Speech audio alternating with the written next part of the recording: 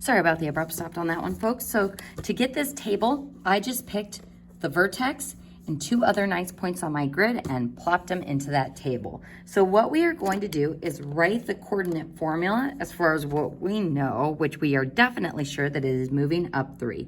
We don't know what's going on with the x, but we do know that our y values are at least going up 3. Now, there could be a vertical shrink in there as well. Only comparing our tables will tell us which it is. So if I look at my x values, I go from -1 to -2, 0 to 0, and 1 to 2. So something else is happening with x. If I look at my y values, 1 plus 3 is 4, 0 plus 3 is 3, 1 plus 3 is 4. So my y values are good. So that means there is no other vertical transformation changing those y values, which means it has to be a horizontal stretch. So to figure out the factor by which we are stretching, we compare those x values. -1 to 2, -2, 0 to 0, 1 to 2. It looks like we are multiplying all of those values by 2.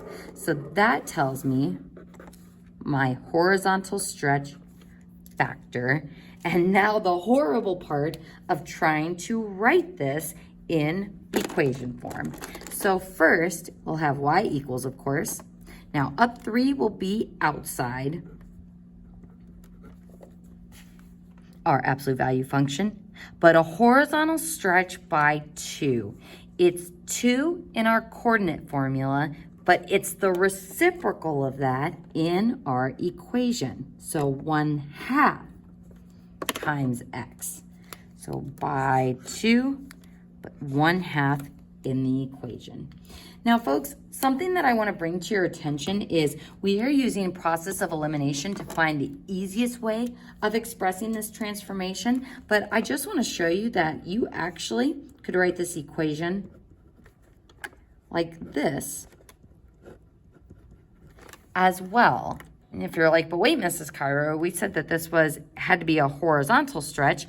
Horizontal stretching and vertical shrinking can do the same thing, as we've kind of been able to already see visually, but it's all about finding the coordinates that match those points.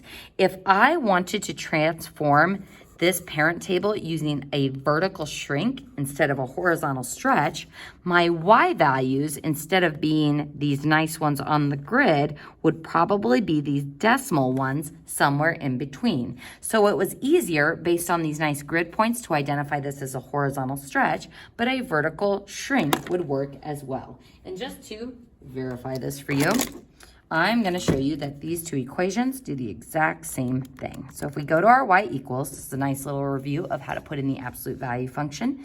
Math, arrow over to number, abs, and we'll put in the 1/2 x plus 3, and then the 1/2 math abs x in the absolute value plus 3. Open the scatter plot is on. Those darn scatter plots. Let's zoom standard. There's my stretched out, absolute value, and you see that red line going right on top of it. So again, these two transformations do the exact same thing. So a horizontal stretch by 2 is the same as a vertical shrink by 1/2.